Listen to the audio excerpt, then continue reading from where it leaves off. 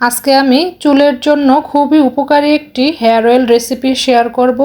আর রেসিপিটা তো খুবই ইজি, আর একবার তৈরি করে আপনারা ব্যবহার না করলে বুঝতেই পারবেন না কতটা উপকারী। আর এই হেয়ার অয়েলটা তৈরি করার জন্য লাগবে কিছু অ্যালোভেরা। তাই আমি আমাদের বাসার ছাদ থেকে কিছু অ্যালোভেরা ডাটা তুলে নিচ্ছি। আমি যেহেতু কিছুদিন পরই এই হেয়ার অয়েলটা তৈরি করি, এই জন্য আমি আমাদের বাসার ছাদেই কিছু অ্যালোভেরা গাছ লাগিয়ে রেখেছি, যাতে করে কিছুদিন পর বানাতে পারি। তো অ্যালোভেরাগুলো নিয়ে আমি বাসায় চলে এসেছি। তো এখন হচ্ছে এই যে অ্যালোভেরা থেকে জেলটা বের করে নিচ্ছি।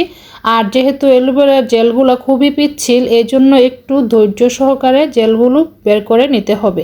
আর আমি কিভাবে জেলটা বের করে নিচ্ছি আপনারা দেখে নিশ্চয়ই বুঝে গেছেন। একটা চামচের সাহায্যে কিন্তু খুবই সহজে আমি জেলটা বের করে নিচ্ছি।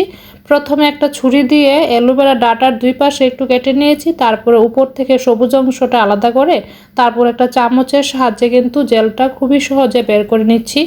তো এখানে আমি 1 কাপের মতো জেল নিয়ে নিয়েছি। তো আমি এখানে 1 কাপ জেলের সাথে 1 কাপ সরিষার তেল দিব, খাঁটি সরিষার তেল। মানে 1 কাপ জেলের সাথে সমপরিমাণ তেল দিয়ে আমি এই অয়েলটা তৈরি করব আজকে। প্রথমে আমি একটা পরিষ্কার পাত্র নিয়ে নিয়েছি, তারপরে আমি একটা মেজারমেন্ট কাপ দিয়ে 1 কাপ সরিষার তেল দিয়ে দিয়েছি, এখানে খাঁটি সরিষার তেল। আর সাথে হচ্ছে আমি অ্যালোভেরার জেল দিয়ে দিয়েছি 1 কাপ। আপনারা চাইলে এখানে সরিষার তেলের পরিবর্তে অলিভ অয়েল দিয়েও তৈরি করতে পারেন এবং নারকেল তেল দিয়েও কিন্তু তৈরি করতে পারেন। তারপর আমি চুলার আঁচটা কমিয়ে জাল করতে থাকবো। আর এইভাবে যখন বলক চলে আসবে তখন আমি একটু নেড়েচেড়ে দিব, না হলে তলানি দিয়ে লেগে যেতে পারে। এই জন্য আমি কিছুক্ষণ পরই একটা স্প্যাচুলা দিয়ে নেড়েচেড়ে দিব। আর এভাবে আমি প্রায় 1 ঘন্টার মতো জাল করতে থাকবো।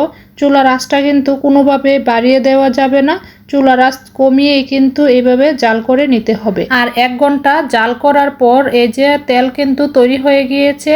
আর এখন আমি অ্যালোভেরার অবশিষ্ট অংশগুলো চেপে চেপে তুলে নিব। আর এই কাজটা কিন্তু তেলটা গরম থাকা অবস্থায় করে নিতে হবে। আর আপনারা দেখে নিশ্চয়ই বুঝতে পারছেন আমি কিভাবে করে নিচ্ছি। তো এই যে অবশিষ্ট অংশগুলো আমি এখন ফেলে দিব।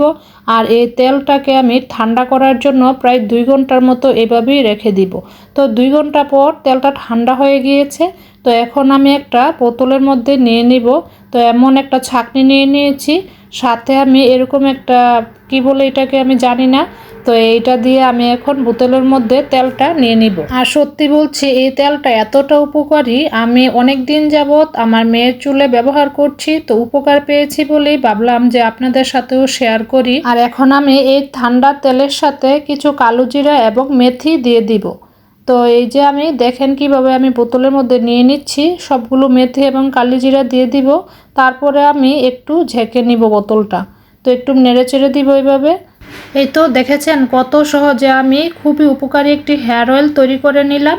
তো এই তেলটা চুলের জন্য এতটাই উপকারী, আমি তো ব্যবহার করছি বলে বলছি। আপনারা চাইলে কিন্তু এইভাবে তৈরি করে নিতে পারেন। আর তৈরি করা তো এতটাও কঠিন না, খুবই ইজিভাবে আমি দেখিয়েছি রেসিপিটা। আর আপনারা একবার তৈরি করে কিন্তু 2 থেকে 3 মাস পর্যন্ত ব্যবহার করতে পারবেন।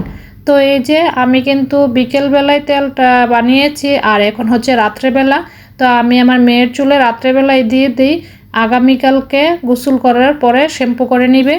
আর আপনারা চাইলে গোসলের 2 ঘন্টা আগে দিয়েও ওয়াশ করে নিতে পারেন, কোনো সমস্যা নাই। আমি রাত্রেবেলায় দিয়ে দেই ঘুমাইতে যাওয়ার আগে। তো এই তো আজকের রেসিপিটি কেমন লেগেছে কমেন্ট করে জানাবেন। আর যদি ভালো লেগে থাকে তাহলে অবশ্যই ট্রাই করবেন। সবাই ভালো থাকবেন। আল্লাহ হাফেজ।